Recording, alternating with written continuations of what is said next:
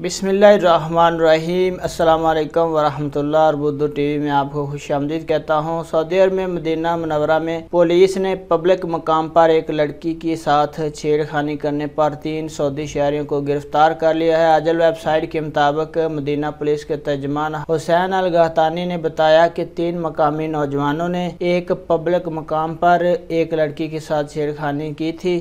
Police نے تینوں کو حراست میں لے لیا ہے۔ ترجمان کا مزید کہنا تھا کہ تینوں شہریوں کے خلاف ابتدائی قانونی کارروائی کر کے انہیں پبلک پراسیکیوشن کے سامنے پیش کیا جائے گا۔ گزشتہ روز طائف جدہ میں بھی پولیس نے خواتین سے چھیڑ خانی کرنے والے 2 افراد کو گرفتار کیا تھا۔ معروف وکیل ماجد الموازن نے کہا ہے کہ یوم الوطنی پر چھیڑ خانی پر 1 لاکھ ریال تک کا جرمانہ اور 2 برس قید کی سزا ہو سکتی ہے۔ دوسری مرتبہ ایسا کرنے پر قید کی سزا 5 برس ہو سکتی ہے۔ اور انہوں نے بتایا کہ یہ نیا نظام ہے جو چھیڑ خانی کرنے والوں کی سزا کے لیے بنایا گیا ہے۔ غیر اخلاقی سرگرمیوں کو روکنے کے لیے سخت سزائیں بھی رکھی گئی ہیں۔ تو مدینہ المنورہ میں 3 سعودی شہریوں کو چھیڑ خانی پر اریسٹ کیا گیا۔ تمام غیر ملکیوں کو حفاظت میں رکھے، اپنا بہت سارا خیال رکھے گا۔ السلام علیکم ورحمۃ اللہ۔